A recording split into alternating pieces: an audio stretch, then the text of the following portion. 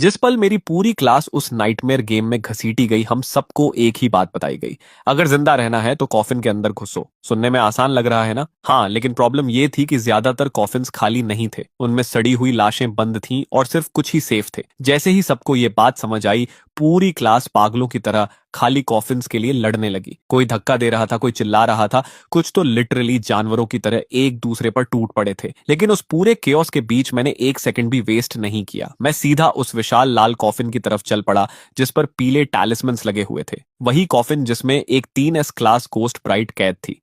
आसपास खड़े लोग मुझे ऐसे घूर रहे थे जैसे डर के मारे मेरा दिमाग खराब हो गया हो। लेकिन उन चुतियों को क्या पता था कि मुझे वो चीज दिख रही थी जो उन्हें नहीं दिख सकती थी।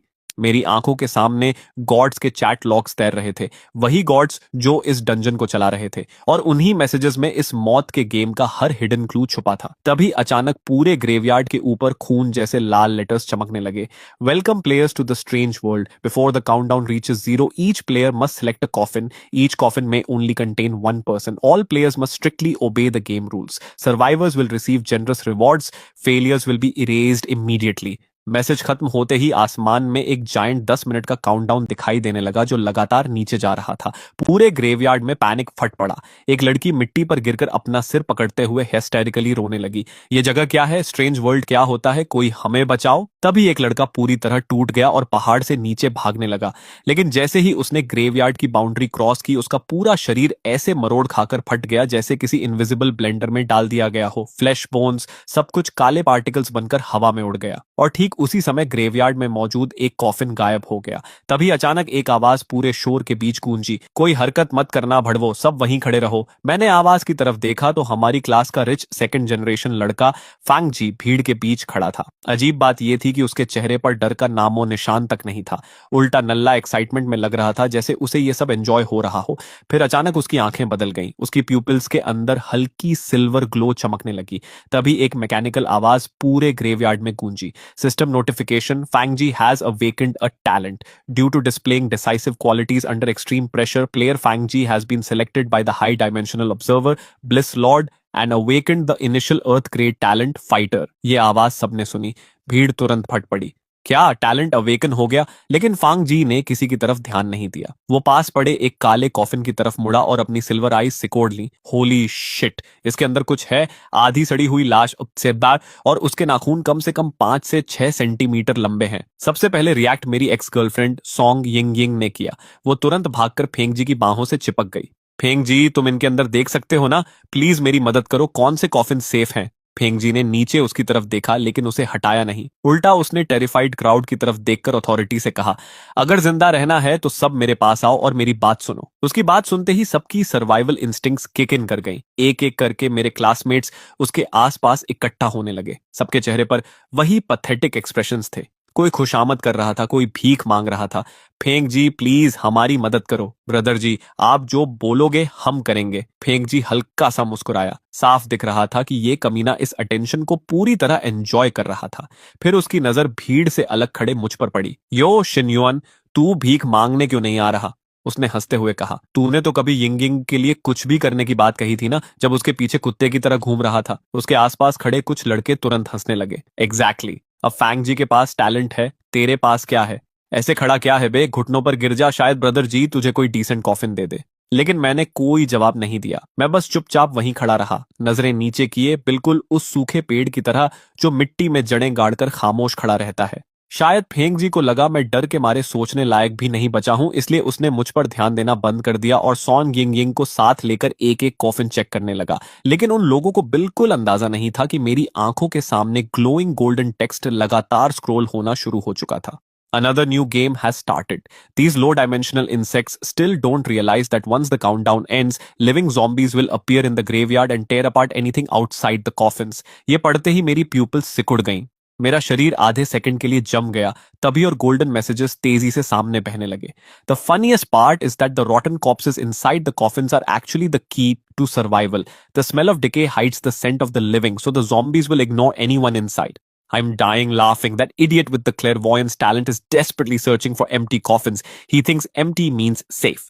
Little does he know empty coffins are guaranteed death. Don't spoil too much. I worked hard to give that kid a talent as bait. I want to watch him confidently choose an empty coffin and get ripped apart by zombies. That's the fun part. Still, that giant red coffin covered in talismans is interesting. There's a ghost bride sealed inside, a hidden 3S level reward. But with the courage level of these insects, nobody will dare choose it.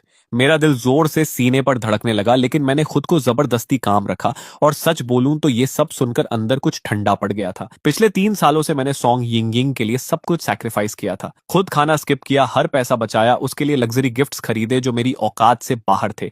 और graduation खत्म होते ही वो सीधा फेंक जी की बाहों में चली गई।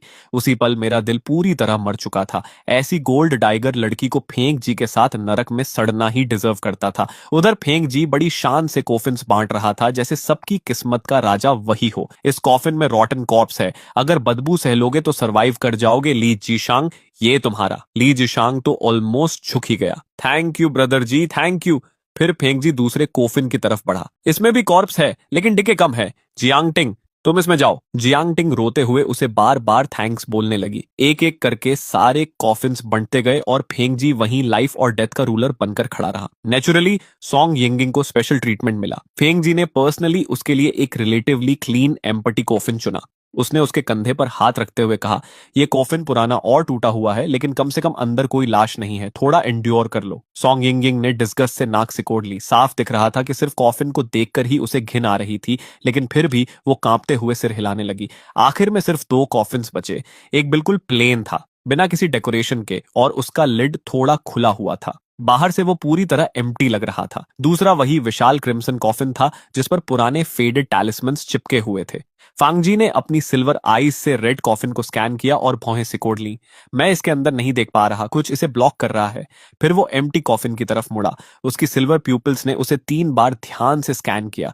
कंप्लीटली क्लीन, कंप्लीटली एम्प्टी, अंदर कुछ भी नहीं। तभी जाकर उसके चेहरे पर रिलीफ आया। फिर उसने स्मग ग्रिन के साथ मेरी तरफ देखा। जेन्युइन, लगता है रेड वाला तेरे हिस्से आया। ली जिशांग तुरंत हंस पड़ा। जल्दी से ब्रदर जी को थैंक यू बोल दे, सोच अपनी गॉडेस के लिए ये आखिरी काम होगा तेरा। पूरी भीड़ फिर से हंसने लगी। यहां तक कि जो स्टूडेंट्स पहले ही कॉफिन्स के अंदर घुस चुके थे वो भी मुझे ऐसे देख रहे थे जैसे कोई कॉमेडी शो चल रहा हो। लेकिन मेरी आंखों के सामने गोल्डन मैसेजेस लगातार स्क्रॉल हो रहे थे। No way, these low dimensional idiots actually handed the only hidden reward to the bullied kid. This is hilarious. The funniest part is that the idiot with clairvoyance thinks he got the biggest advantage. Once the zombies arrive, he'll finally understand what an empty coffin really means. ये पढ़कर मेरे होंठों पर धीरे धीरे एक ठंडी मुस्कान आ गई। उस वक्त फेंक जी खुद को मेन कैरेक्टर समझ रहा था। रियलिटी में तो भाई पूरी तरह कुक्कड़ था। मैं सीधे उस मैसिव रेड कॉफिन की तरफ बढ़ा जिससे टेरिफाइंग आइस वाइन एनर्जी निकल रही थी और ऊपर काउंटडाउन अपने आखिरी 1 मिनट में पहुंच चुका था। मेरे आसपास हर कोई पैनिक में जल्दी जल्दी अपने कॉफिन के अंदर घुस रहा था। मैं क्रिम्सन कॉफिन के सामने जाकर रुका और अपना अंगूठा उसकी सरफेस पर रखा। वो मेरी सोच से भी ज्यादा ठंडा था। नॉर्मल ठंड नहीं, ऐसा लग रहा था जैसे मैंने जमी हुई मौत को छू लिया हो। मैंने भारी लिड को पकड़ा और धीरे धीरे उसे धक्का देकर खोला। जैसे ही कॉफिन थोड़ा सा खुला, बोन पियर्सिंग यिन एनर्जी की एक लहर बाहर फट पड़ी, जैसे उसके अंदर पूरी सर्दी कैद थी। और क्लेयरवॉयंस एबिलिटी ना होने की वजह से कॉफिन खुलने के बाद भी मैं उसके अंदर अंधेरे में क्या छुपा था ये नहीं देख पा रहा था। उसी समय फेंग जी अपने परफेक्टली क्लीन एम्पटी कॉफिन के अंदर राहत भरी स्माइल के साथ घुस रहा था, जबकि कई क्लासमेट्स मेरी तरफ मॉकिंग एक्सप्रेशन से देख रहे थे, जैसे उन्हें पूरा यकीन हो कि अब मैं मरने वाला हूं। मैं रेड कॉफिन के अंदर चढ़ गया और धीरे धीरे अंदर से उसका लिड बंद कर दिया।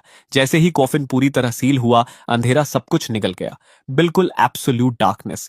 और जिस पल मेरी पीठ कॉफिन के नीचे लगी, बर्फ जैसी ठंडी यिन एनर्जी की एक लहर मेरी रीढ़ से होती हुई सीधे दिमाग तक चढ़ गई।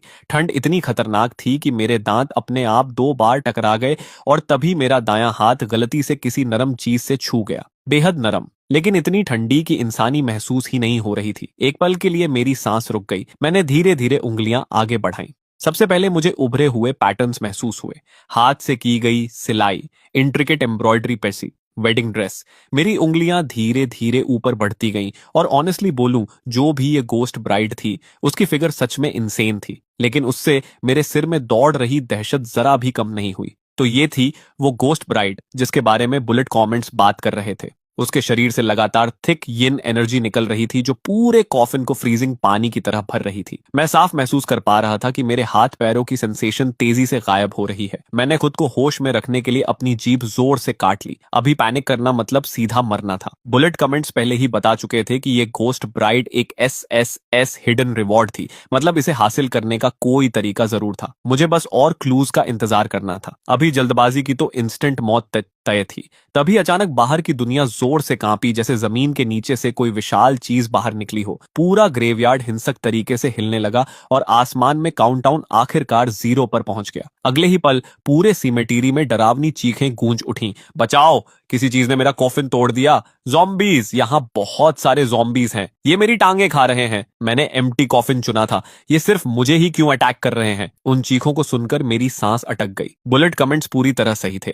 टाइमर खत्म होते ही ज़ॉम्बीज पूरे ग्रेवयार्ड में फैल गए थे और एम्प्टी कॉफिन्स उनके मेन टारगेट्स बन चुके थे। बस मुझे ये नहीं पता था कि इस वक्त फेंग जी की हालत कैसी होगी। आखिर उसका कॉफिन सबसे क्लीन था। तभी मैंने सुना, पास ही किसी कॉफिन को बेरहमी से फाड़ने की आवाज आई और उसके बाद फेंग जी की टेरिफाइड चीख गूंज उठी। मेरे पास मत आओ, दूर हटो साले पे। ये रेड कॉफिन के अंदर मेरे होंठ हल्के से टेढ़े हो गए। तो आखिर फेंग जी का कॉफिन भी ज़ॉम्बीज ने खोल ही दिया। और ऑनेस्टली मुझे उसके लिए जरा भी सिंपैथी नहीं थी। उस कमीने ने जानबूझकर मुझे सबसे डेंजरस दिखने वाला कॉफिन दिया था, क्योंकि शुरू से ही वो चाहता था कि मैं मर जाऊं। बाहर पूरा ग्रेवयार्ड अब एक लिविंग स्लॉटर हाउस बन चुका था। और ठीक तभी मेरी आंखों के सामने गोल्डन बुलेट कमेंट्स अचानक बदल गए। Wasn't the kid in the red coffin pretty brave earlier? His hands were all over the ghost bride's body. Why doesn't he try touching the top of her head? The top of her head. तो यही clue था। Message पढ़ने के बाद मैंने जानबूझकर कुछ और सेकंड्स वेट किया, फिर ऐसे एक्ट करने लगा जैसे मैं अभी भी कॉर्प्स को टटोल रहा हूं। मेरी उंगलियां धीरे धीरे उसकी कमर से ऊपर बढ़ीं और तभी वो गलती से उसके सिर के ऊपर वाले हिस्से से टकराई। और वहीं मुझे वो चीज महसूस हुई, एक ठंडी मेटल नेल। वो नेल सीधे गोस्ट ब्राइड की खोपड़ी में ठोंकी गई थी, जिसमें सिर्फ करीब 2 सेंटीमीटर का नेल हेड बाहर निकला हुआ था। उसी पल मेरी आंखों के सामने एक ट्रांसलूसेंट आइटम पैनल खुल गया। Lie in the red coffin, contract ghost bride, soul sealing nail, SSS grade growth type cursed item. Removing the soul sealing nail will release the ghost bride seal. After forming a blood contract, the ghost bride may be summoned at any time to assist in battle. The holder may feed the ghost bride by killing supernatural entities, allowing her to continuously evolve. Warning: after removing the soul sealing nail, the contractor must complete the blood pact within 10 seconds. Failure to do so will cause the ghost bride to treat the remover as an enemy. पूरा description पढ़ते ही मैंने एक second भी waste नहीं किया। मैंने nail head को उंगलियों से पकड़ा, गहरी सांस ली और पूरी ताकत से खींच दिया। सोल सीलिंग नेल तुरंत बाहर निकल आई। सोचने का समय नहीं था। मैंने उसी नेल से अपनी इंडेक्स फिंगर चीर दी। गर्म खून तुरंत बाहर निकल आया और मैंने अपनी ब्लीडिंग फिंगर सीधे गोस्ट ब्राइड के होंठों पर दबा दी। खून की बूंदें एक एक करके उसके बर्फ जैसे ठंडे होंठों पर गिरने लगी। फिर अचानक मुझे वो महसूस हुआ, एक हल्की सी मूवमेंट। गोस्ट ब्राइड के होंठ धीरे से कांपे और फिर उन्होंने मेरी अब भी ब्लीडिंग फिंगर टिप को धीरे धीरे अपने अंदर बंद कर लिया। अगले ही सेकंड मेरी आंखों के सामने जाइंट गोल्डन वर्ड्स फट पड़े। Congratulations to player Jinyun for successfully contracting the ghost bride Julian. Current state dormant phase. Feed supernatural power to unlock full strength. Holy crap, he actually pulled it off. That's an SSS grade contract. This low dimensional insect is kind of cracked. Just luck. A dormant ghost bride is all flash and no substance. If he wants her to truly evolve, he'll need to kill supernatural creatures using the soul sealing nail, assuming he survives that long. Did any of you notice? From touching the corpse to pulling the nail to completing the blood contract, this kid didn't hesitate even once. That's not simple luck. उधर mountain graveyard के बाहर मेरी पूरी class एक एक करके coffin से बाहर घसीटी जा रही थी। सब लोग सेमेट्री में जान बचाने के लिए पागलों की तरह भाग रहे थे, लेकिन थोड़ी ही देर में उनकी स्टैमिना जवाब दे गई और ज़ॉम्बीज ने उन्हें वहीं फाड़ना शुरू कर दिया। दूसरी तरफ फेंग जी अपने ही क्लासमेट्स को बेड बनाकर बार बार ज़ॉम्बीज से बच रहा था। डैम इट, मैंने क्लैरवॉयंस टैलेंट अवेकन किया था, फिर भी ये कर्स्ड गेम किसी लॉजिक को फॉलो ही नहीं करता। उस वक्त शायद फांगजी ने अपना फैसला कर लिया था। अब सिर्फ एक ही तरीका बचा है। वो सीधे ली जीचंग के कॉफिन की तरफ भागा। अंदर ली जीचंग सड़ी हुई लाशों के बीच कांप रहा था। ब्रदर जी आप क्या कर रहे हो? लेकिन फांग जी ने बिना रुके उसे पकड़कर बाहर घसीटना शुरू कर दिया। ब्रदर जी नो! ली जिचेंग डेस्परेटली स्ट्रगल करने लगा, लेकिन फेंग जी पूरी तरह रूथलेस हो चुका था।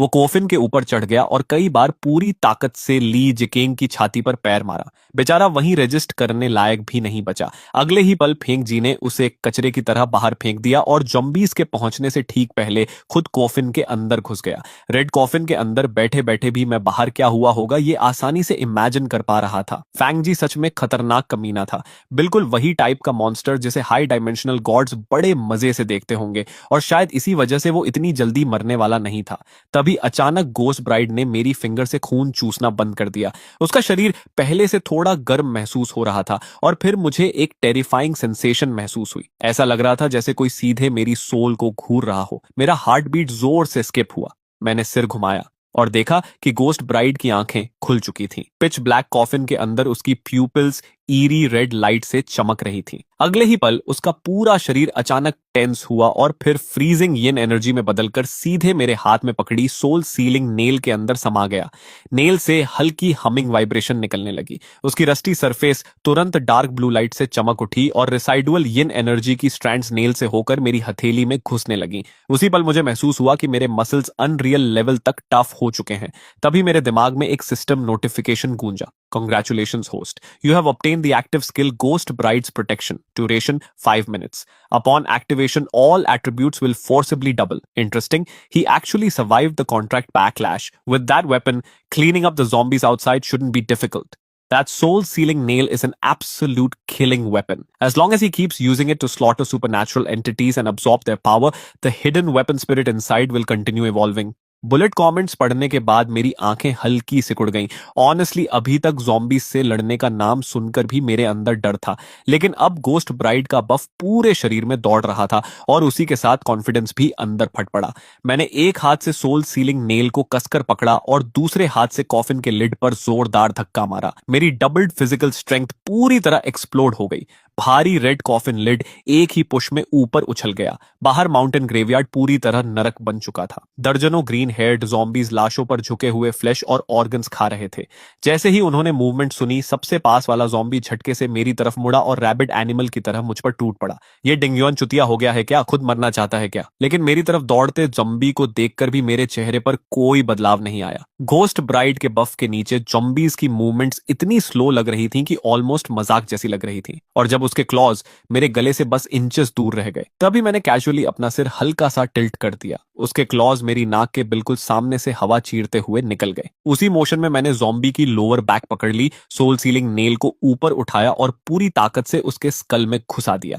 अगले ही सेकंड उसका सख्त क्रेनियम आर पार छिद गया। तभी सिस्टम नोटिफिकेशन गूंजा। Congratulations, host. Zombie successfully eliminated. The soul sealing nail has absorbed a small amount of yin energy. Current upgrade progress 33%। मतलब वेपन को फिर अपग्रेड करने के लिए मुझे दो और zombies मारने थे। फाइन बाय मी। मैंने धीरे से सोल सीलिंग नेल को zombie के स्कल से बाहर खींचा। खून की स्मेल ने पास के दो zombies को तुरंत एनरेस्ट कर दिया। दोनों गुटुरल रोअर करते हुए दोनों साइड से मेरी तरफ टूट पड़े, लेकिन मेरी आंखें बिल्कुल काम थीं, जैसे बिना लहर वाला मरा हुआ पानी। लेफ्ट वाला ज़ॉम्बी थोड़ा फास्टर था। मैंने आधा कदम दाईं तरफ शिफ्ट किया और उसके क्लॉज बस मेरे शोल्डर को स्क्रैप करते हुए निकल गए। उसी मूवमेंट में मैंने सोल सीलिंग नेल को कसकर पकड़ा और सीधा उसके अपर जॉ के आर पार घुसा दिया। उसी एग्जैक्ट मोमेंट पर दाईं तरफ वाला ज़ॉम्बी मेरे बैक पर क्लॉज मारने वाला था। मेरी टांग स्टील व्हिप की तरह निकली और सीधे उसके नी पर जा लगी।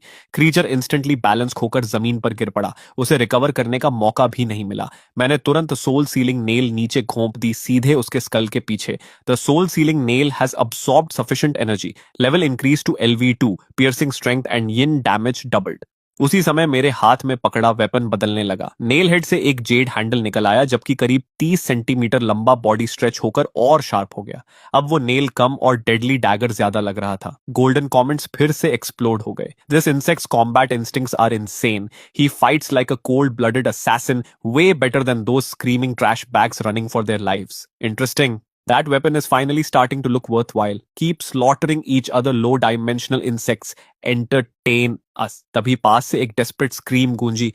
हेल्प, कोई मुझे बचाओ। वो मेरी क्लास का वंगचांग था। वो डर के मारे जमीन पर क्रॉल कर रहा था जबकि एक अनयूजुअली मस्कुलर ज़ॉम्बी धीरे धीरे उसके पीछे बढ़ रहा था। सेव मी जेन्युइन, अगर बचा लिया तो मैं तुम्हें डैड तक बुलाऊंगा। जैसे ही वांगचांग ने मुझे देखा उसकी आंखें ऐसे चमक उठी जैसे उसे खुद सैल्वेशन मिल गया हो। मैंने हल्का सा अपनी आंखें सिकोड़ लीं। वो ज़ॉम्बी बाकी ज़ॉम्बी से क्लियरली ज्यादा स्ट्रांग लग रहा था और अभी अभी सोल सीलिंग नेल अपग्रेड हुई थी। मतलब ये परफेक्ट टेस्ट सब्जेक्ट था। फैसला करते ही मैंने जमीन पर जोर से किक मारी और तीर की तरह आगे निकल गया। जैसे ही जंबी के क्लॉज वॉन्ग चांग का थ्रोट फाड़ने वाले थे, डार्क ब्लू लाइट की एक स्ट्रीक हवा में चमकी। अपग्रेड सोल सीलिंग नेल ने बिना स्लाइटेस्ट रेजिस्टेंस के जंबी की गर्दन काट दी। अगले ही पल उसका सिर बॉडी से अलग होकर नीचे गिर पड़ा। वांग चांग शॉक में मिट्टी पर बैठ गया। Genuine, thank you. अब से मेरी जान तुम्हारी है। तुम जो बोलोगे मैं वही करूंगा। लेकिन मैंने उसकी तरफ देखा तक नहीं। मैं बस वेपन को एग्जामिन करते हुए खुद से बड़बड़ाया। अपग्रेड के बाद अटैक पावर का बूस्ट साफ दिख रहा है। मुझे और जॉम्बीज मारने होंगे। सोल सीलिंग नेल को लेवल अप करते रहना होगा। तभी अचानक मिट्टी के नीचे छिपे 3 जॉम्बीज जमीन फाड़कर बाहर निकल आए और हमारी तरफ झपट पड़े। उनमें से 2 ने तुरंत इंजर्ड वांग चांग को टारगेट किया। डर ने उसकी सैनिटी उसी पल तोड़ दी। बिना एक सेकंड सोचे वो आगे कूदा और मुझे सीधा जॉम्बीज की तरफ धक्का देकर खुद पीछे मुड़कर भाग गया। हाँ, मौत करीब आते ही इंसान अपना असली रंग दिखा देता है। मेरा शरीर सीधे जॉम्बीज के एनसर्कलमेंट में लड़खड़ा गया, लेकिन आखिरी मोमेंट पर मैंने जबरदस्ती अपना बॉडी साइडवेज ट्विस्ट कर लिया। सोल सीलिंग नेल ने अंधेरे में डैजलिंग ब्लू आर्क्स बनाई।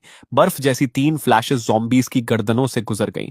अगले ही पल तीनों हेडलेस कॉर्प्सेस जोर से जमीन पर गिर पड़े। उधर वांग चांग अपनी इंजर्ड लेग के साथ ज्यादा दूर भाग भी नहीं पाया था।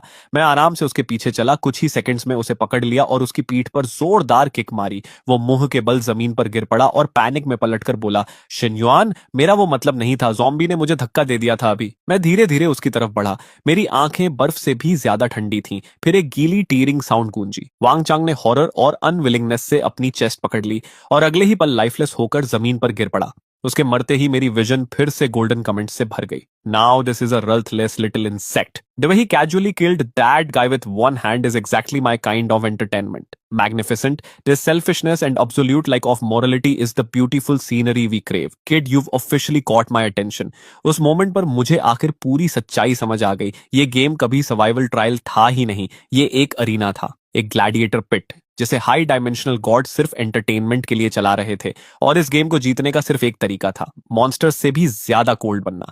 आसपास मौजूद हर इंसान को सिर्फ एक्सपेंडेबल चेस पीसेस की तरह देखना। मैंने धीरे से सोल सीलिंग नेल को फिर बाहर खींचा और सामने उमड़ते जॉम्बीज के टाइट को ठंडी नजरों से देखा। तो आ जाओ, एक दिन मैं साबित करके रहूंगा कि इंसेक्ट्स भी गॉड्स को मार सकते हैं। उसके बाद मेरा शरीर जॉम्बी हॉर्ड के बीच फैंटम की तरह घूमने लगा। सोल सीलिंग नेल का हर स्विंग एक और जॉम्बी की जान ले रहा था। जब भी क्लॉज मेरी तरफ आते, मैं कामली साइड स्टेप करता और वेपन को परफेक्टली उनके फेटल पॉइंट्स में घुसा देता। डॉज, पियर्स, किल, रिपीट। धीरे धीरे मेरी मूवमेंट्स ऑलमोस्ट मैकेनिकल हो गईं। Efficient, ruthless, clean. कुछ देर बाद एक और सिस्टम नोटिफिकेशन मेरी आंखों के सामने चमका। The soul sealing nail has absorbed sufficient energy, level increase to LV3, yin damage greatly increased. इस बार वेपन का अपीयरेंस ज्यादा नहीं बदला, लेकिन उसकी ब्लेड से टेरिफाइंग फ्रीजिंग ऑरा निकलने लगी। मैंने ग्रिप और टाइट की और बाकी बचे जॉम्बीज को काटना जारी रखा। दूसरी तरफ ग्रेवयार्ड के एक मैसिव रॉक के पीछे कुछ सर्वाइवर्स छिपकर ये पूरा मैसेकर देख रहे थे। ये कमीना और फास्ट कैसे होता जा रहा है? एक लड़के ने धीरे से कहा। पहले इसे एक जंबी मारने में 2-3 हिट्स लगते थे। दूसरा लड़का बिटर आवाज में बोला, बस लकी हो गया है। वो वेपन किसी के हाथ में होता तो कोई भी बाहर पागलों की तरह फाइट कर लेता। धीरे धीरे टाइम गुजरता गया। आखिरकार गोस्ट ब्राइट का प्रोटेक्शन बफ खत्म हो गया। मैंने जल्दी से बैटलफील्ड स्कैन किया। अब तक मैं कुल 15 जॉम्बीज मार चुका था, लेकिन ग्रेवयार्ड में अभी भी कुछ जॉम्बीज घूम रहे थे। तभी अचानक पूरे सेमेट्री के ऊपर एक मैसिव रेड बैरियर उतर आया। जितने भी जॉम्बीज हिल रहे थे वो सब इंस्टेंटली फ्रीज हो गए। अगले ही सेकंड उनके बॉडीज अंदर से फट गईं और वो ब्लैक सैंड बनकर मिट्टी में समा गए। Beginner trial complete, surviving players 12। खत्म हो गया। एक ट्रेम्बलिंग आवाज कॉफिन के अंदर से आई। कुछ सेकंड्स बाद एक कॉफिन का लिड धीरे से खुला और एक रोती हुई लड़की डरते डरते बाहर झांकी। फिर दूसरा कॉफिन खुला, फिर तस्चाई। एक एक करके सर्वाइवर्स बाहर निकलने लगे। फैंगजी अभी भी जिंदा था, एग्जैक्टली जैसे मैंने एक्सपेक्ट किया था, लेकिन अब उसकी हालत किसी गटर से निकले चूहे जैसी लग रही थी। सिर से पैर तक डिस्गस्टिंग ग्रीन कॉर्प्स स्लाइम में लथपथ। लेकिन असली शॉकिंग बात वो नहीं थी। असली शॉक थी सॉन्ग यिंगिंग, समहाउ वो भी अभी तक जिंदा थी, जबकि उसका कॉफिन तो एम्प्टी था। तो आखिर वो बची कैसे? उनके अलावा 9 और सर्वाइवर्स थे। उनमें एक था जाओ पेंग, हमारी क्लास का लंबा एथलेटिक स्पोर्ट्स कैप्टन जो हमेशा फेंग जी के लॉयल अटैक डॉग की तरह घूमता था। उसके साथ पोनीटेल वाली लड़की ली जियाओ खड़ी थी जो सॉन्ग यिंगिंग की बेस्ट फ्रेंड थी। तभी आसमान में फिर से ब्लड रेड टेक्स्ट चमकने लगा। The blood point settlement phase will now begin. Rewards will be distributed based on each players performance. Blood points are the only currency within the strange world and may be used to purchase cursed items or trade with other players. Announcement खत्म होते ही पूरे sky में translucent settlement panels दिखाई देने लगे। हर survivor अपना reward breakdown देख सकता था और मेरे पैनल पर एक नंबर सबसे ज्यादा चमक रहा था। Total blood points 1350। उसे देखते ही मेरा दिमाग कैलकुलेशंस करने लगा। पॉइंट्स का एक हिस्सा डेफिनेटली रेड कॉफिन चूज करने से आया था, जैसा मैंने सोचा था। हाई रिस्क मतलब इनसेन रिवॉर्ड्स। लेकिन उससे भी इंपॉर्टेंट बात कुछ और थी। प्लेयर्स को मारने पर भी ब्लड पॉइंट्स मिलते थे। मतलब ये सिस्टम सिर्फ प्लेयर्स को एक दूसरे को मारने की परमिशन नहीं दे रहा था, ये एक्टिवली उसे एनकरेज कर रहा था। मेरे होंठों के कोने पर धीरे से एक फेंट स्माइल आ गई। उधर फैंग जी का चेहरा देखने लायक था। उसके सेटलमेंट पैनल पर सिर्फ पैथेटिक 200 ब्लड पॉइंट्स थे। रिवॉर्ड्स डिस्ट्रीब्यूट होने के तुरंत बाद सिस्टम ने एक और अनाउंसमेंट किया। All surviving players are now granted 10 minutes of safe time. During this period, no supernatural entities will appear and all players will remain in a non-attackable state. कुछ देर बाद ली जाओ सॉन्ग यिंगिंग को लेकर मेरी तरफ आई। चिन युएन, हमें तुमसे कुछ बात करनी है। मैंने उसे पूरी तरह इग्नोर कर दिया, लेकिन ली जाओ को फर्क ही नहीं पड़ा। वो कॉन्फिडेंटली सीधी खड़ी हुई और बोलती रही, तुम्हारे हाथ वाला वेपन फेंग जी को दे देना चाहिए। ये सुनकर मैंने आखिरकार धीरे से अपनी नजरें उसकी तरफ उठाई। ली जाओ ने अपने हाथ सीने पर बांध लिए जैसे वो सबकी तरफ से बात कर रही हो। तुम जानते हो ना कि फैंग जी ने क्लेरवॉयंस टैलेंट अवेकन किया है। उसके पास टैलेंट स्किल है, तुम्हारे पास नहीं। वो वेपन उसके हाथ में अपनी मैक्सिमम पोटेंशियल तक पहुंच सकता है। उसके बगल में खड़ा जाओ पेंग तुरंत सिर हिलाने लगा। एग्जैक्टली, फैंग जी के पास टैलेंट है। अगर वो वेपन यूज करेगा तो डेफिनेटली तुमसे ज्यादा स्ट्रांग होगा। हमें ग्रुप के बारे में सोचना चाहिए। आसपास खड़े बाकी क्लासमेट्स भी एक दूसरे को देखने लगे और फिर सबकी नजरें मेरी तरफ मुड़ गईं। किसी ने खुलकर कुछ नहीं कहा, लेकिन उनकी आंखों में ग्रीड साफ दिख रही थी। मैं ऐसे खड़ा रहा जैसे मुझे कुछ फर्क ही नहीं पड़ रहा। मेरी साइलेंस देखकर ली जाओ और बोल्ड हो गई। और तुम्हारे ब्लड पॉइंट्स भी सबके साथ इक्वली शेयर होने चाहिए। रेड कॉफिन तुम्हें सिर्फ इसलिए मिला क्योंकि हम बाकी लोगों ने तुम्हें लेने दिया, नहीं तो तुम्हें वो रिवॉर्ड्स कभी नहीं मिलते। थोड़ी दूर खड़ा फैंग जी ये पूरा सीन हल्की स्माइल के साथ एंजॉय कर रहा था। कुछ क्लासमेट्स ग्रीडी दिख रहे थे, कुछ गिल्टी, और कुछ तो धीरे धीरे मेरे और करीब आने लगे थे जैसे प्रेशर बढ़ाने वाले हों। लेकिन सबसे फनी बात यह थी कि उनमें से किसी को भी अपनी डिमांड अनरीजनेबल नहीं लग रही थी। उसी समय गोल्डन कमेंट्स फिर एक्सप्लोड हो गए। हाँ हाँ, यही ड्रामा देखना मुझे पसंद है। बेकार के कावर्ड्स कॉफिन्स के अंदर ट्रैश की तरह कांपते रहे और अब जम्बी मारने वाले बंदे से रिवॉर्ड्स मांग रहे हैं। लो डायमेंशनल इंसेक्ट्स कभी नहीं बदलते। जब खुद में एबिलिटी नहीं होती तब कलेक्टिव की बातें शुरू कर देते हैं। रिस्क कुछ नहीं लेना, लेकिन बेनिफिट्स फ्री में चाहिए। मैंने धीरे धीरे सोल सीलिंग नेल पर अपनी पकड़ कस ली। डार्क ब्लू फ्रॉस्ट उसकी ब्लेड पर फैलने लगी और आइसी यिन एनर्जी बाहर लीक होने लगी। यहां तक कि मेरे पैरों के नीचे की मिट्टी पर भी पतली बर्फ जमने लगी। मेरी नजर सामने खड़े हर चेहरे पर घूमी। फिर मेरे होंठों पर एक ठंडी स्माइल आ गई। तुम लोग सीरियसली ये सब बोल रहे हो? मैंने धीरे धीरे सोल सीलिंग नेल उठा ली। उसकी ईरी ब्लू लाइट सबके चेहरों पर पड़ रही थी। जाओ पेंग इंस्टिंक्टिवली आधा कदम पीछे हट गया, फिर खुद को मजबूर करके वहीं खड़ा हो गया। किसे डराने की कोशिश कर रहा है? सिस्टम पहले ही बोल चुका है कि 10 मिनट सेफ पीरियड चल रहा है, तू हम पर हमला नहीं कर सकता।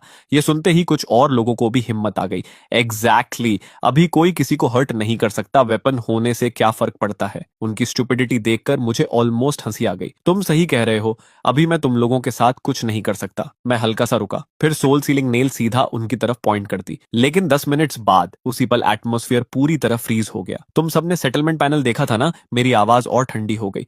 एक प्लेयर को मारने पर 100 ब्लड पॉइंट्स मिलते हैं, ज़ॉम्बीज मारने से कहीं ज्यादा प्रॉफिटेबल। सबके चेहरे एक साथ बदल गए। लीजियाओ के होंठ कांपने लगे, उसकी सारी कॉन्फिडेंस गायब हो चुकी थी।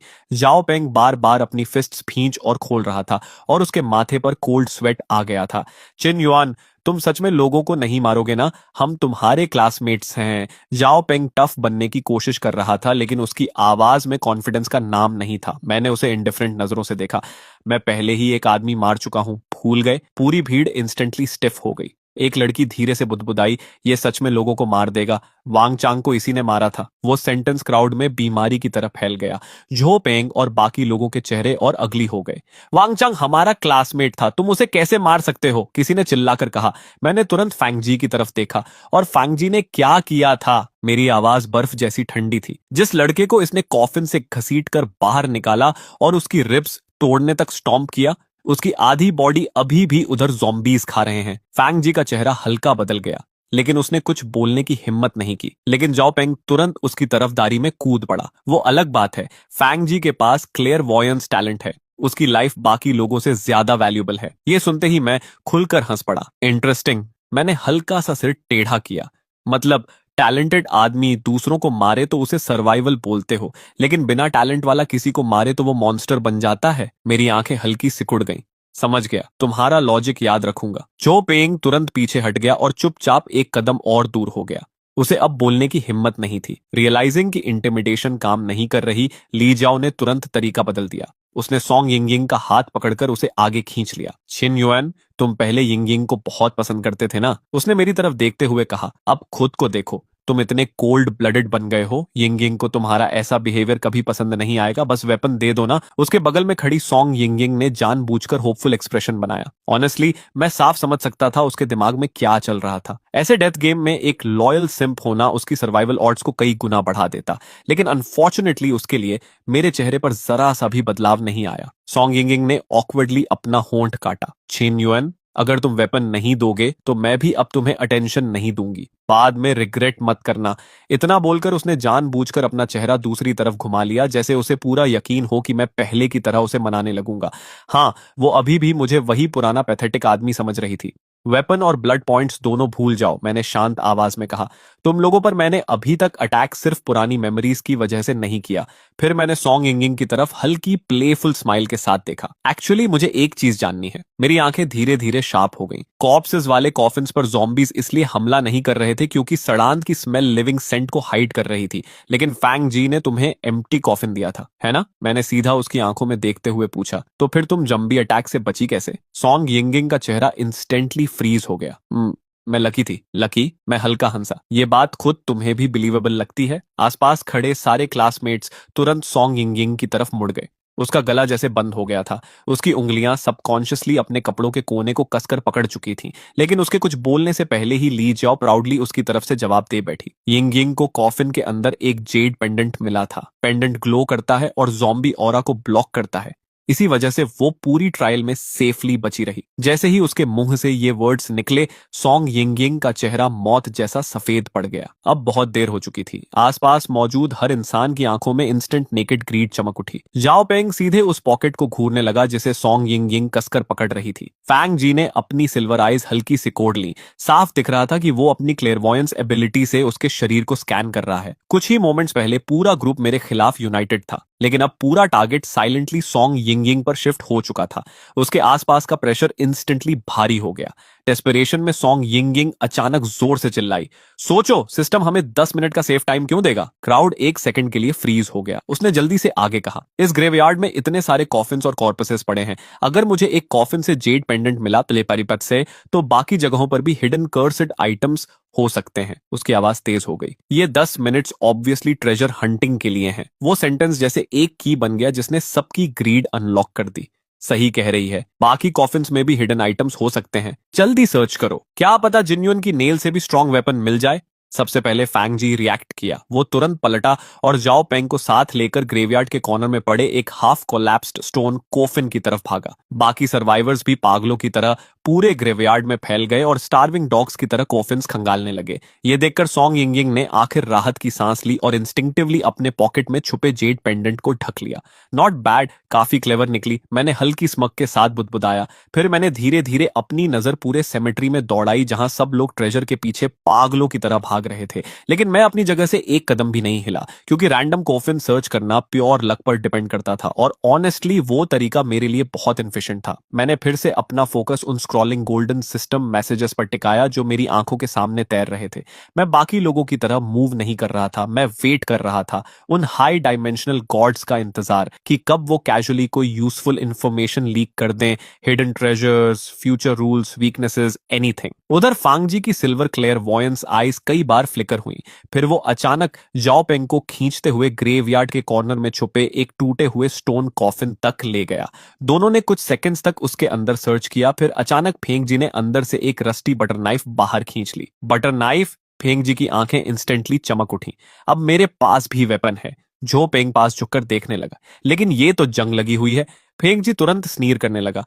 तुझे क्या पता बे? उसने तुरंत बटर नाइफ को अपनी वेस्ट में छुपा लिया और साफ दिख रहा था कि उसने जो आइटम पैनल देखा था उसे जानबूझकर हाइड किया। ग्रेवयार्ड के दूसरी तरफ ली जियाओ ने एक सूखी हुई कॉप्स की कलाई से एक डार्क ब्रेसलेट खींच लिया। मुझे भी कुछ मिला रे, वो एक्साइटेड होकर चिल्लाई। इसका नाम प्रोटेक्टिव ब्रेसलेट है। वो एक्साइटेड होकर ब्रेसलेट को सॉन्ग यिंग यिंग की तरफ हिलाने लगी। देख, ये ग्लो भी कर रहा है, मतलब ये डेफिनेटली कोई वैल्यूएबल चीज होगी। जैसे ही बाकी सर्वाइवर्स ने ये देखा, पूरा ग्रुप पागल हो गया। एक लड़के ने मिट्टी से टूटा हुआ पोर्सलिन शार्ड निकाला। कोई और मोल्डी बोन को ट्रेजर की तरह पकड़कर खड़ा था। एक बंदा तो क्रैक्ड क्ले जार को सीने से लगाए ऐसे मुस्कुरा रहा था जैसे जैकपॉट मिल गया हो। पूरा ग्रेवयार्ड अचानक डेस्परेट स्कैवेंजर हंट में बदल गया। तभी गोल्डन सिस्टम मैसेजेस फिर तेजी से स्क्रॉल होने लगे। These insects are hilarious. Random trash को प्राइसलेस ट्रेजर समझ रहे हैं। रियल कर्स्ड आइटम्स को टच करते ही आइटम पैनल्स दिखाई देते हैं। That butcher knife and bracelet are legitimate cursed items at least. लेकिन कॉप्सेस से जुड़े सामान को छूने पर जल्दी ही एक और जॉम्बी हंट ट्रिगर होगी। मैं 5,000 ब्लड कॉइन्स की बेट लगाता हूं कि ब्रेसलेट वाली लड़की 30 सेकंड्स के अंदर मर जाएगी। वैसे मुझे ब्लैक क्लॉथ्स वाला किड ज्यादा इंटरेस्टिंग लग रहा है, बाकी इंसेक्ट से ज्यादा स्मार्ट दिख रहा है। ये पढ़कर मेरी आईलिड हल्की ट्विच हुई। मतलब वो रैंडम स्क्रैप्स ट्रेजर्स नहीं थे, वो ट्रैकिंग बीकन्स थे। जितना ज्यादा जंक कोई उठाएगा, टाइमर खत्म होने के बाद ज़ॉम्बीज उतनी तेजी से उसे लॉक कर लेंगे। और ऑनेस्टली उन्हें वार्निंग देने का तो सवाल ही नहीं था। मैं इतना बेवकूफ नहीं था कि फ्री EXP को सेफली घूमने दूं। तभी मेरी नजर एक और सिस्टम मैसेज पर टिक गई। By the way, the old talismans on the red coffin are actually ghost suppression talismans. They've degraded into low-grade versions though. Still useful in the early stages. They can forcibly suppress low-level supernatural entities for 3 seconds. Pretty decent for low-dimensional insects, assuming any of them are smart enough to notice. Degrade item. Ghost suppression talisman. Effect forcibly suppress low-level entities for 3 seconds. मेरे चेहरे पर कोई बदलाव नहीं आया, लेकिन मेरी नजर क्वाइटली पीछे पड़े रेड कॉफिन की तरफ चली गई। जैसा मैंने सोचा था, कॉफिन का लिड अब भी फेडेड येलो टैलिस्मन से ढका हुआ था। उनके कॉर्नर्स पुरानेपन से मुड़ चुके थे और पेपर ब्रिटल हो गया था। नो वंडर किसी ने उन पर ध्यान नहीं दिया। आखिर कौन उस कॉफिन को छूना चाहेगा जिसमें कुछ देर पहले तक 3S गोस्ट ब्राइट सील्ड थी। मैं कैजुअली वापस रेड कॉफिन की तरफ चला और ऐसे एक्ट करने लगा जैसे बस उसे इंस्पेक्ट कर रहा हूं। मेरी उंगलियां हल्के से एक टैलिस्मन पर फिसली। उसी पल इंफॉर्मेशन पैनल खुल गया। Item ghost suppression talisman. Degrade effect forcibly suppress low level supernatural entities for 10 seconds. मेरी आंखें हल्की सिकुड़ गईं। तो असली ट्रेजर ये थे। बिना किसी का ध्यान खींचे मैंने धीरे धीरे सारे टैलिस्मन्स कॉफिन से निकालकर अपने कोट के अंदर रख लिए। किसी को कुछ पता तक नहीं चला। बाकी सब लोग तो अभी भी स्टार्विंग मेनियाक्स की तरह ग्रेव्स खोदने में लगे थे। उसके बाद मैं फिर से आराम से कॉफिन के पास टिक गया और साइलेंटली टाइमर खत्म होने का इंतजार करने लगा। ज्यादा देर नहीं बीती थी कि 10 मिनट सेफ्टी पीरियड खत्म हो गया। जमीन के नीचे से डीप रंबलिंग गूंजने लगी। सारे सर्वाइवर्स इंस्टेंटली फ्रीज हो गए। अगले ही पल सबसे पास वाली ग्रेव फट गई। मिट्टी के अंदर से एक पेल ग्रे आर्म बाहर निकली। फिर दूसरी ग्रेव फटी पाते पे, फिर तीसरी। कुछ ही सेकंड्स में काउंटलेस म्यूटेटेड ज़ॉम्बीज जमीन के नीचे से क्रॉल करके बाहर आने लगे। उनके बॉडीज से निकलती डिके की बदबू पहली बैच से कई गुना ज्यादा हॉरिफाइंग थी। मेरी क्लास का चेनले सबसे पहले टूट गया। उसने अपने मिले हुए ब्रोकन क्ले जार को कसकर पकड़ा और चिल्लाते हुए भागने लगा। लेकिन सबसे पास के 3 ज़ॉम्बीज ने एक साथ अपनी गर्दन उसकी तरफ घुमा दी, बल्कि सीधे उसके हाथ में पकड़े क्ले जार की तरफ। चेनले 5 सेकंड्स भी नहीं भाग पाया था कि एक ज़ॉम्बी हवा में छलांग लगाकर उसकी पीठ पर जा गिरा। उसके क्लॉज आयन हुक्स की तरह शरीर में धंस गए। उसकी चीख पूरे सेमेट्री में गूंज उठी और वो मुंह के बल मिट्टी में जा गिरा। अगले कुछ सेकंड्स में पूरा ज़ॉम्बी हॉर्ड उसके ऊपर टूट पड़ा। ग्रेवयार्ड फिर से केओस में डूब गया, और इस बार पहले से भी ज्यादा बुरा। ये नए ज़ॉम्बीज क्लियरली ज्यादा एग्रेसिव और पावरफुल थे। ऑनेस्टली मैं भी उनसे हेड ऑन फाइट नहीं करना चाहता था। तभी अचानक जमीन जोर से फटी। ब्लाइंडिंग व्हाइट लाइट क्रैक के अंदर से बाहर फूटी और एक पुराना रस्टेड आयरन डोर धीरे धीरे जमीन के नीचे से ऊपर उठने लगा। डोर की दरारों से वीक व्हाइट लाइट बाहर लीक हो रही थी। तभी system announcement Gunji. First trial complete, enter the dormitory, dungeon closing soon, all survivors must enter the passage with in 30 seconds. Those who fail to enter will remain permanently trapped within the graveyard. भागो, वहां door है, किसी ने हिस्टेरिकली चिल्लाया। अगले ही पल सब लोग पागलों की तरह आयरन गेट की तरफ दौड़ पड़े। फैंग जी सबसे पास था, इसलिए वही सबसे पहले डोरवे के अंदर घुसा। जाओ पोंग तुरंत उसके पीछे अंदर घुस गया।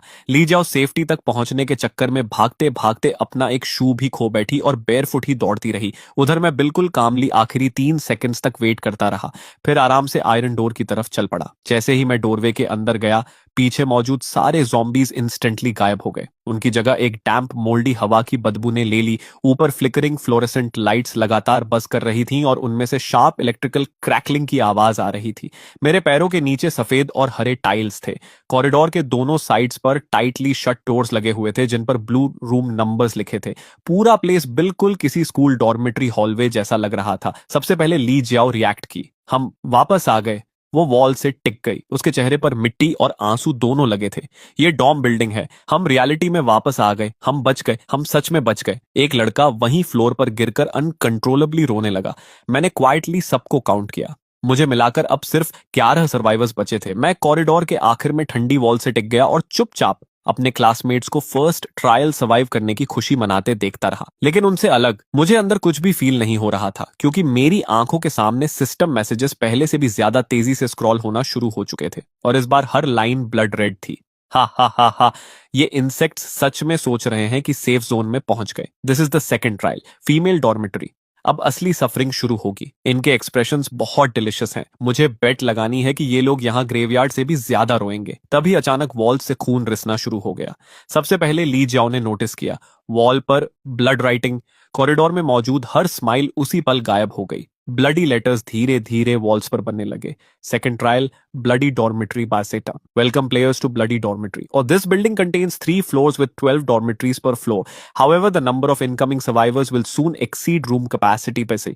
To ensure every player possesses an independent safe zone, the elimination game will begin at exactly midnight. At that time, high-risk supernatural entities will appear within the dormitories. Players unable to survive until dawn will be permanently eliminated.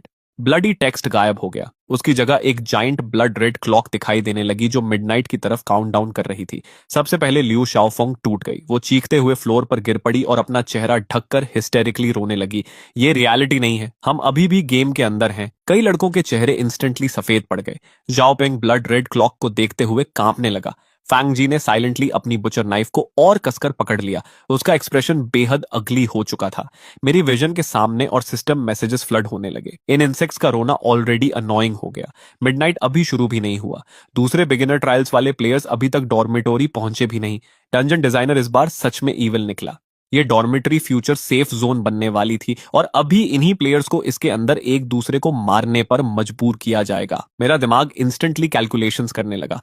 मतलब ये dormitory future में important safe zone बनने वाली थी और दूसरे trials के players भी जल्द यहां आने वाले थे। इसका सिर्फ एक मतलब था, मुझे हर हाल में अपना रूम सिक्योर करना था और जितना जल्दी हो सके उतना बेहतर। तभी अचानक ली जियाओ खड़ी हो गई। सब लोग काम डाउन, उसने जोर से कहा। सिस्टम ने कहा हम फर्स्ट बैच प्लेयर्स हैं, मतलब रूम चूज करने में हमें प्रायोरिटी मिलेगी।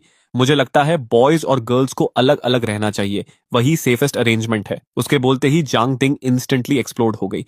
ली जाओ, ज़ॉम्बीज़ ने तेरा दिमाग खा लिया है क्या? वो गुस्से में चिल्लाई। मिडनाइट पर गोस्ट्स लोगों को मारने आएंगे, बाकी तुम लोगों का मुझे नहीं पता, लेकिन लेकिन मैं जिनशुन के साथ ही रहूंगी। मी टू, दूसरी लड़की जो मेंग याओ तुरंत चिल्लाई। जिनशुन ने ज़ॉम्बीज़ मारे हैं, वो हम सब में सबसे स्ट्रॉन्गेस्ट है, उसके साथ रहने के लिए मैं कुछ भी करूंगी। बोलते बोलते उसने मेरा आर्म पकड़ लिया और जानबूझकर खुद को उससे चिपका लिया। जांगटिंग तुरंत स्नीर करने लगी। तू खुद को समझती क्या है? अगर कोई उसके साथ रहेगा तो सबसे पहले मैं रहूंगी। अगले ही सेकंड दोनों लड़कियां वहीं लिटरली लड़ने लगी। उधर बाकी लड़कियों ने भी कंट्रोल खो दिया और डेस्परेशन में मेरी तरफ भीड़ लगाने लगी। यहां तक कि पीछे खड़ी सॉन्ग यिंगिंग भी नर्वसली अपने कपड़ों का कोना मरोड़ रही थी और होंठ काट रही थी। ली जियाओ उसके करीब झुकी और धीरे से उसके कान में फुसफुसाई, पैनिक मत कर, जिनशुन तुझसे पहले कितना प्यार करता था। एंड में वो खुद तुम्हारे पास बेगिंग करने आएगा। सॉन यिंगिंग थोड़ी देर हेजिटेट करती रही, फिर धीरे से सिर हिला दिया। साफ दिख रहा था कि उसे ली जियाओ की बात पर पूरा भरोसा था। आखिर पुराना वाला मैं तो प्रैक्टिकली उसकी पूजा करता था। उसके दिमाग में अभी भी यही चल रहा था कि मैं बस हार्ड टू गेट बनने की एक्टिंग कर रहा हूं। उधर मैं पूरा सीन बिल्कुल इंडिफरेंट होकर देख रहा था। सच में बेकार इडियट्स का झुंड। मैंने धीरे धीरे सोल सीलिंग नेल बाहर निकाली। मैं रूम 102 में अकेला रहूंगा। मेरी बर्फ जैसी ठंडी नजर सबके ऊपर घूमी। जो भी मेरे रूम में घुसेगा वो मरेगा। उसी पल पूरा हॉलवे साइलेंट हो गया। चांगटिंग ने मुंह खोला, फिर तुरंत बंद कर लिया। चाओ मेंग्याओ का चेहरा सफेद पड़ गया और वो लड़खड़ाकर पीछे हट गई। ये देखकर मैंने कामली सोल सीलिंग नेल वापस रख दी और सीधे रूम 102 की तरफ मुड़ गया। पीछे सॉन्ग यिंगिंग पूरी तरह फ्रीज हो चुकी थी। उसके चेहरे पर मौजूद होपफुल एक्सप्रेशन धीरे धीरे शॉक डिसबिलीफ में बदल रहा था। यहां तक कि ली जाओ भी पहली बार स्पीचलेस दिख रही थी। उधर सिस्टम मैसेजेस प्रैक्टिकली हंस हंस कर फट रहे थे। हाहा, ये औरत सच में सोच रही थी कि वो उसके पास बेगिंग करने आएगा। लो डिमेंशनल इंसेक्ट्स का कॉन्फिडेंस सच में एंटरटेनिंग होता है, लेकिन ब्लैक क्लोथ्स वाला किड इंटरेस्टिंग है। कम से कम उसे डेड वेट पहचानना आता है। तभी अचानक फेंग जी हॉलवे के कॉर्नर से बाहर आया। डरो मत सब लोग, उसने कॉन्फिडेंट आवाज में कहा। जिन युआन सेल्फिश है और खुद को अलग कर चुका है। मिडनाइट पर ऐसे लोग सबसे पहले मरते हैं, लेकिन अगर हम यूनाइटेड रहे तो हम सब सरवाइव करेंगे। बोलते वक्त उसने अपनी बचर नाइफ भी बाहर निकाली ताकि और कन्विंसिंग लगे। झो काई तुरंत उसकी साइड लेने पहुंच गया। ब्रोदर जी सही कह रहे हैं, यूनिटी ही स्ट्रेंथ है। झो पेंग भी तुरंत सिर हिलाने लगा। एग्जैक्टली, जिन युआन जैसे लोगों को आखिर में उनका कारमा मिल ही जाता है। बाकी क्लासमेट्स भी धीरे धीरे फिर फैंग जी के आसपास गैदर होने लगे, बिल्कुल लॉयल फॉलोअर्स की तरह। फैंग जी वार्मली मुस्कुराया और रूम 101 के अंदर चला गया। थोड़ी हेजिटेशन के बाद सॉन्ग यिंगिंग भी उसके पीछे अंदर घुस गई, लेकिन रूम में एंटर करने से पहले उसने सबकॉन्शियसली पीछे मुड़कर रूम 102 के टाइटली शट डोर की तरफ देखा। उधर जैसे ही फेंग जी डॉर्म रूम के अंदर गया, उसके चेहरे की फेक स्माइल पूरी तरह गायब हो गई। उसने हाथ में पकड़ी बटर नाइफ की तरफ देखा और कोल्ड आवाज में बुदबुदाया, 10 सैक्रिफिशियल पॉन्स काफी होने चाहिए। उसके होंठों पर थोड़ी देर के लिए क्रूअल ग्रिन आई। क्या उन इडियट्स को सच में लगता है कि मैं उन्हें प्रोटेक्ट करूंगा? लेकिन अगले ही पल जब उसने सिर उठाया, उसका एक्सप्रेशन फिर से वार्म और फ्रेंडली बन चुका था। वो तो टीम लीडर की तरह सबको बेड्स चूज करने में हेल्प भी करने लगा। मीनवाइल रूम 102 के अंदर मैं क्वाइटली अपने सराउंडिंग्स ऑब्जर्व कर रहा था। रूम करीब 15 स्क्वायर मीटर्स का था। वॉल के पास एक सिंगल आयरन फ्रेम बेड रखा था जिसके ऊपर सिर्फ बेयर वुडन बोर्ड्स थे। कॉर्नर में एक टाइनी बाथरूम था जिसमें मुश्किल से एक इंसान खड़ा हो सकता था। तभी मेरी नजर डोर के पास लगे एक छोटे डिस्प्ले स्क्रीन पर पड़ी। उससे फेंट डार्क रेड ग्लो निकल रही थी। उसके ऊपर ब्लड रेड वर्ड्स लिखे थे, ब्लड पॉइंट शॉप। मैं आगे बढ़ा और स्क्रीन को टच किया। उसी पल पूरा डिस्प्ले ब्राइटली लाइट अप हो गया और मेरे सामने परचेसेबल आइटम्स की ह्यूज लिस्ट खुल गई।